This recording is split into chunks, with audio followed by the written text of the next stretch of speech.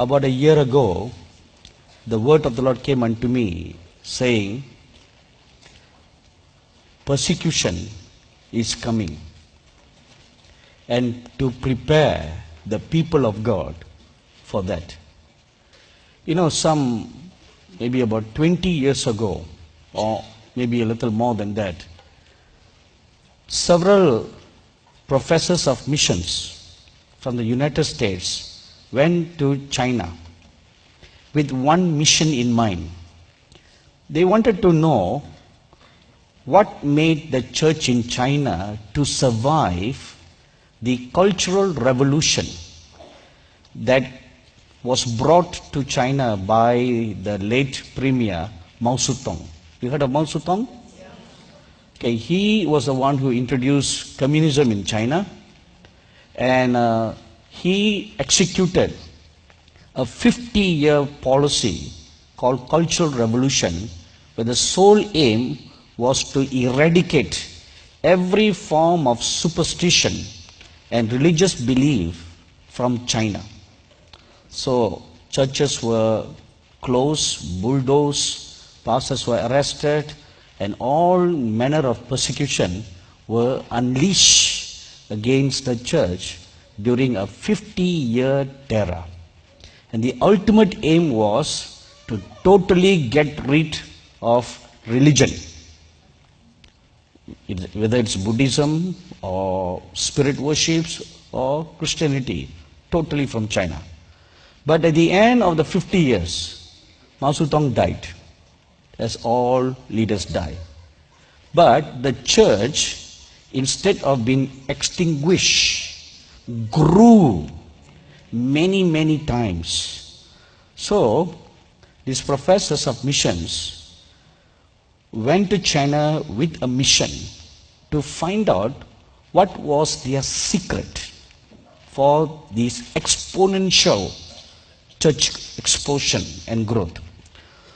So they went all over China to interview pastors and church leaders who were 70 years old and older, who were survivors of that China's Holocaust.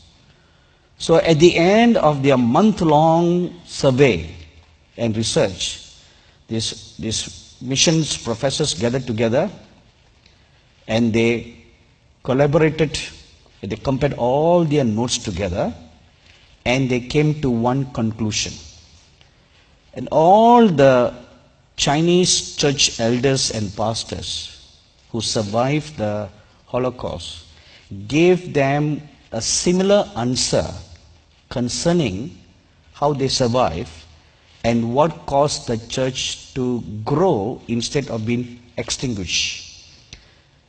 All of them gave one simple, one-sentence answer. The answer was, we taught our believers to be prepared for persecution.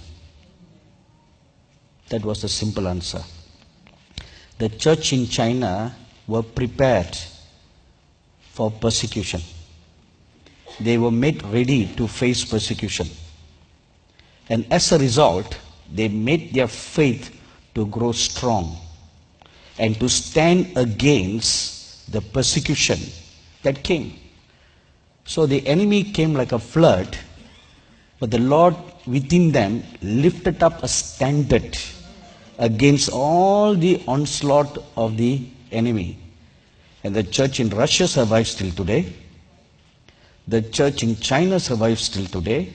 All their great leaders who championed the cause of getting rid of the name of Jesus from their nations, those leaders are gone. But the name of Jesus still exists in their nations. So that is their secret. They were made aware, number one, made aware that persecution is coming. First came the awareness.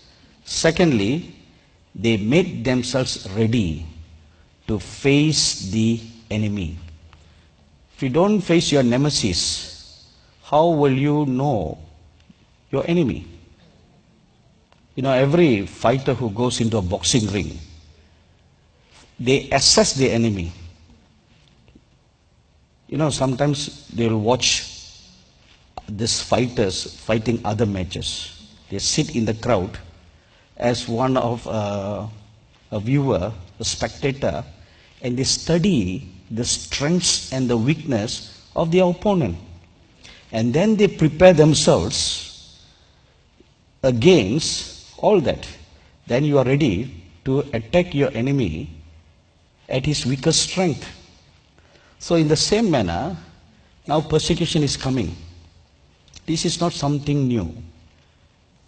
During the last 1 week of the Lord Jesus' ministry or life on this earth, he spoke about that.